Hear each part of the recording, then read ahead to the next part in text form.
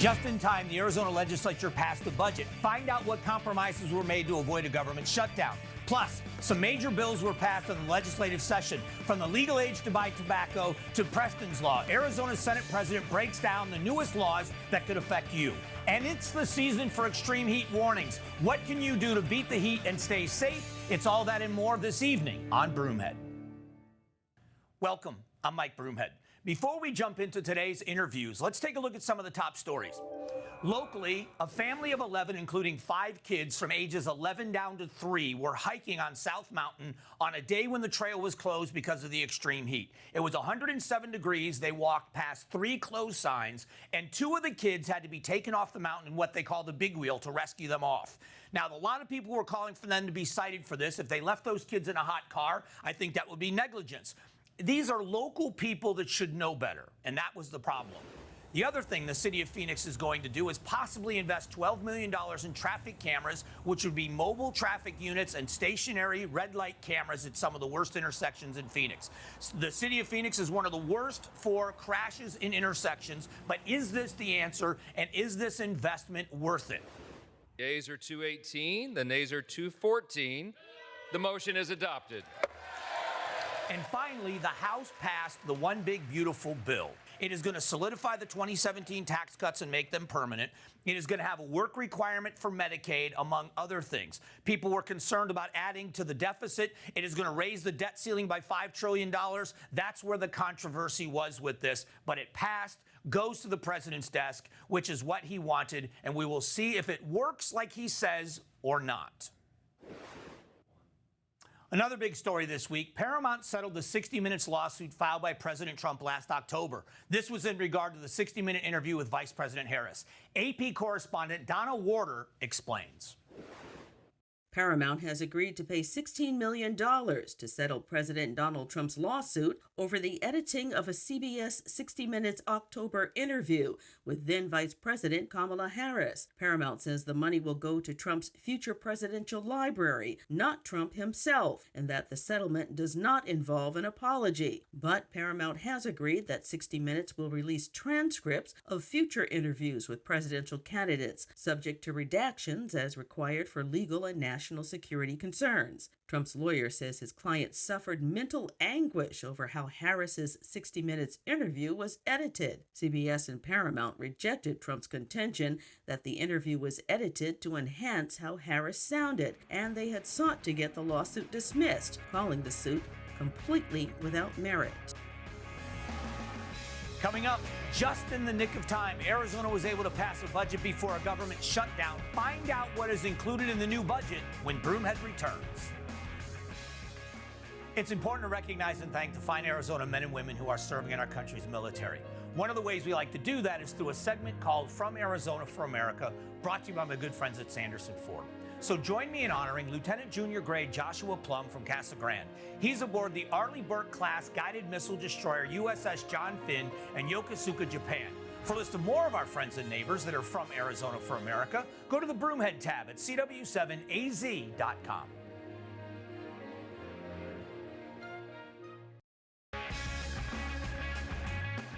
Welcome back. Now, some are saying it was down to the wire right before the deadline, before a shutdown of our government. We passed the budget. Joining us to talk about that, Senate President Warren Peterson. Mr. President, thanks for doing this. Thanks for having me on the show. So let's talk about this let's go back to what happened before we get into what's in this. So originally the House passed a budget. They sent it over to you guys to review. You passed your budget. It was much different.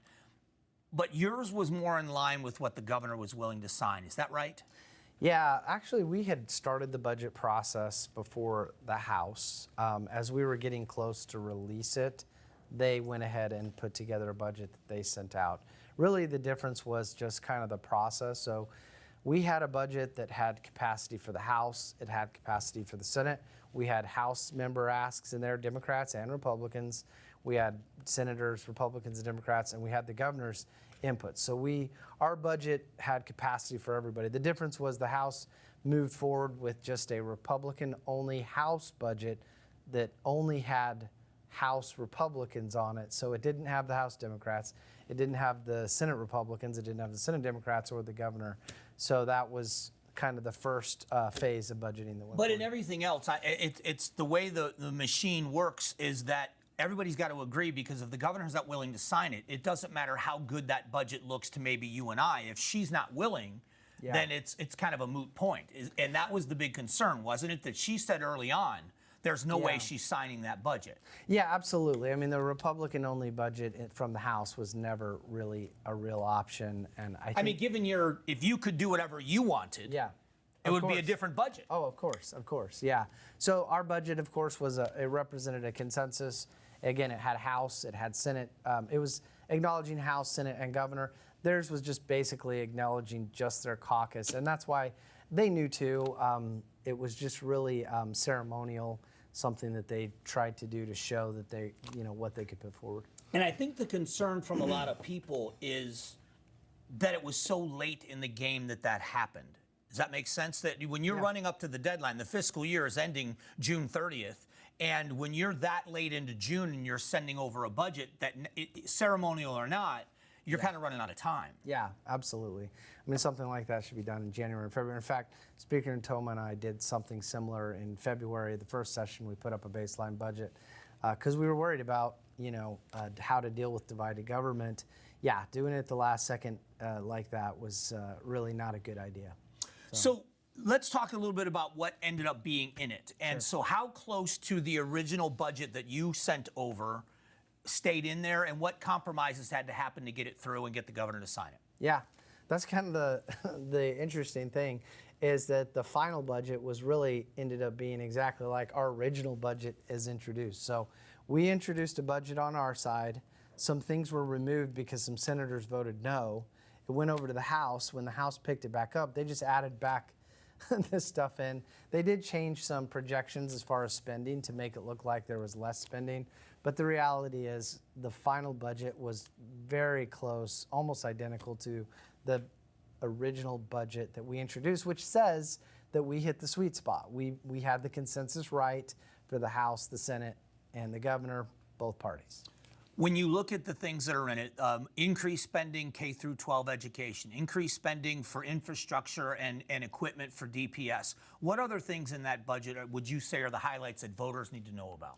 Yeah, no, I think really the core functions of government and really the bipartisan areas where we agree with Democrats on, we increased public safety, we increased funding to the border, we did 5% pay raises for all sworn state law enforcement officers. We invested in equipment and buildings. We did infrastructure, transportation. We did K-12. And then we even had a tax cut in there for small businesses. So we really hit the core functions of government, and then we took care of our small businesses as well. Being an East Valley person like you are, with the massive expansion of the East Valley, how important is that 24, that, the infrastructure needed for the growth that you're seeing? Yeah. It's critical. Arizona has done a really good job of planning, transportation planning. And every year we've been looking at ways that we can make sure that we're supplementing, helping SR 24. They do have funding that comes from, Prop 400 and from their local revenues, so that's good, but it's good for us to also do some supplementals as we can. All right, want to take a look in a moment. I'd like to take a look at moving forward, because obviously January pick it up again. Yeah. So what's going to look like for next year? We're also going to talk about some of the laws that were passed here in the state of Arizona that you can expect that are going into effect. We'll do that in a minute. Coming up, some of the newest laws passed in the most recent legislative session go into effect on September 26th. Find out what you need to know about the major laws passed when Broomhead returns. Welcome back. Continuing our conversation with the Senate President. A couple of the things that have passed that will be going into effect. One of them has to do with the age to buy tobacco products. It's increasing from 18 to 21. How much of an effect is that? And how big of a deal is that going to be, do you think? Yeah. Well, we'll see. There's been a push, of course, to stop smoking among our youth. We're starting to see those numbers go down. This has been something they've been attempting to pass year over year over year, and they have been saying that there is a connection between raising the age and even reducing more smoking, because it prevents kind of those people that are the students that are 18 or 19 that are buying cigarettes for their friends. So there is some evidence out there that it will help. I don't want to drag you too much into a whole different conversation, but it does seem odd that the state of Arizona decriminalizes marijuana and the smoking of marijuana, but the legislature is saying we got to make it 21 to buy tobacco products. Almost seems. Yeah. Well, one was done by the voters. The legislature always shot down any kind of legal marijuana, so the marijuana really happened through the voters. The other one is the adult website age verification. You know, the Supreme Court said the Texas law can stand, so obviously this has been one that Arizona passed. What's that going to look like? Can you give us any picture? I think it'll be similar to, I think, what we've seen in Utah and Texas and other states, where they're going to have to do, are you at least 18 years old, and also verifying that their age before that they enter. So it's not just clicking a box that says I am over 18. There's going to be a verification process. Yes, that's what I understand. All right, so in order to avoid what we saw happening in this legislative session, kind of getting down to the wire, which I doubted, I know you didn't, that it was going to get done, but what are the priorities for next year? Are you even thinking about next year yet? Yeah, no, I would, of course, we want to get things done a lot sooner. We'll start budget discussions in November, December. Ideally, we get the budget done before March. But water is going to be a very huge issue next year. Arizona is one of 7 states that are currently in renegotiations, and the legislature has a lot of leverage because out of the 7 states, the Arizona legislature has to sign off on kind of the final package. So the renegotiations of the Colorado River is huge. Water is life, and so water will be very important. I think affordable housing, us continue to find ways to cut tapes, to reduce licensing and permit costs and fees and timeframes. I think you'll see a lot of focus on that. And then, of course, it'll be our the things we're always focused on: public safety, infrastructure, K-12.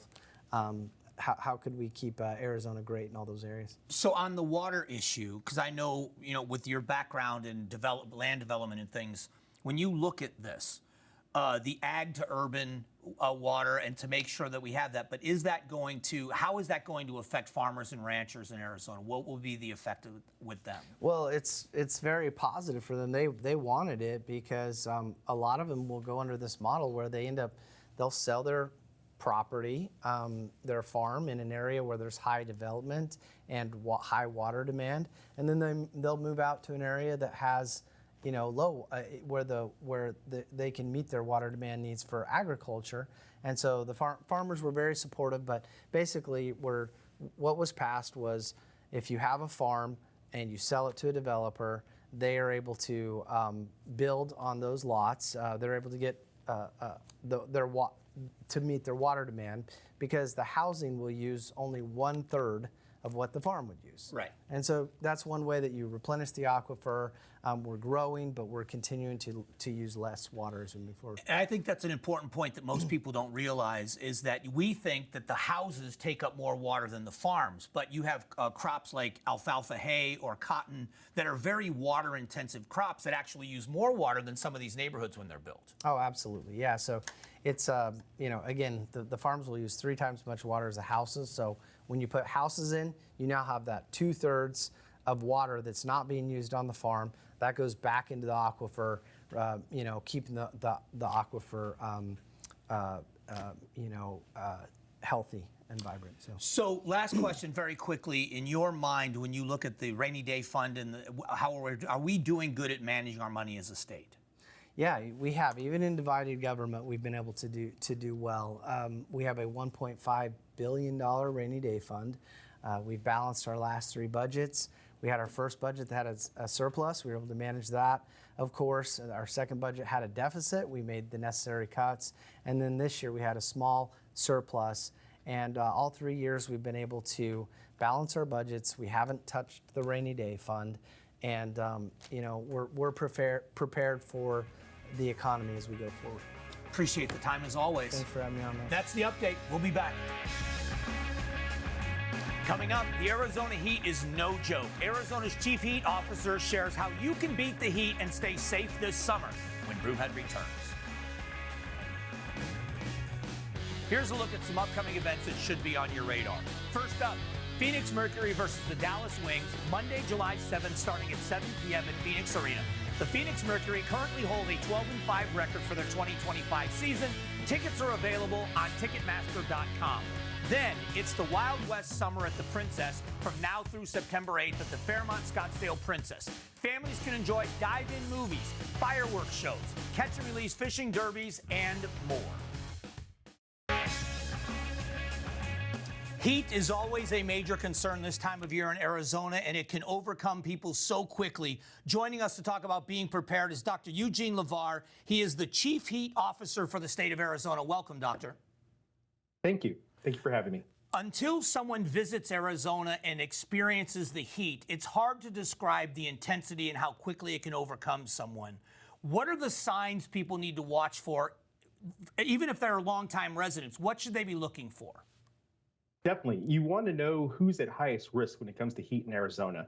So you want to keep an eye out for the elderly, young children, individuals with chronic health conditions, outdoor workers, or those experiencing homelessness, and even people on certain medications can be at a heightened risk when it comes to extreme heat. But we have to remember, everybody is at risk when it comes to extreme heat. So we want to be sure that individuals can have an eye out for signs of heat-related illness and be able to look, see, and act. So when it comes to heat exhaustion, you want to see if anybody's having heavy sweating, weakness, cold and clammy skin, nausea, fainting, and you want to move them to a cool place, loosen their clothing, and give them sips of water to see if they can improve. But then there's also heat stroke, which is that next phase of injury that can happen when you're exposed to extreme heat. And that individual may have high body temperatures of like 103 degrees Fahrenheit or higher, hot, red, dry skin. It could even be moist. Rapid pulse, confusion, unconsciousness with the changing in their level of consciousness, and you want to be sure to call 911 immediately in those situations. When someone is preparing to be outdoors, if you're doing yard work, if you're on a walk, if you're going to hike, what is the best way to prepare before you get yourself in that situation? We go by the mantra of stay cool, stay hydrated, stay informed. So you want to be sure you stay cool, so look at those outdoor activities. At early morning or late evening, try to stay away from those peak heat hours of 10 a.m. to 6 p.m. You want to use loose fitting, light colored clothing. So hopefully you don't have a lot of absorption of that sun and that heat coming to that individual that's going to be outdoors. You want to stay hydrated. Think fluids, water. If you're doing a lot of outdoor work, also remember electrolytes will be very helpful to make sure that you stay healthy in that heat. You want to carry water with you. You want to set reminders to refill. And you want to remind others to take care and to drink those fluids, such as children, because they may not have the same thirst indicators that an adult does. And you want to stay informed, which is super important. You want to listen to the weather forecast. You want to sign up for our heat alerts that we have at ADHS to let you know when to take those extra precautions and what days to be really wary of going outside in that heat. And as we just talked about, be aware of the signs and symptoms of heat-related illness.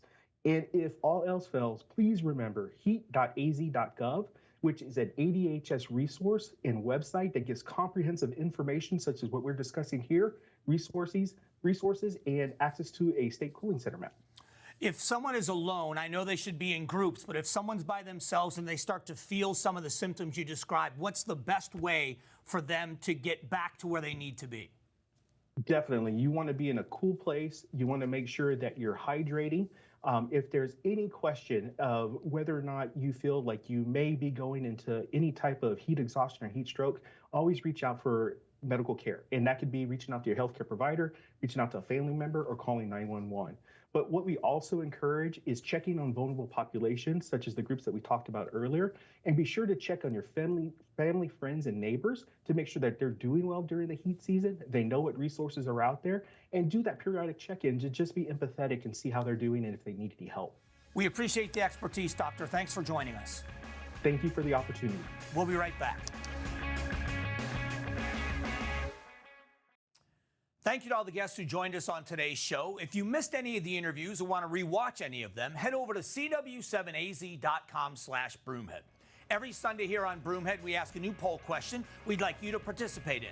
This week, the question is, do you have plans to escape the Arizona heat this summer? All you have to do is head over to cw7az.com/Broomhead to respond to the poll question. Thanks for joining us this week on Broomhead.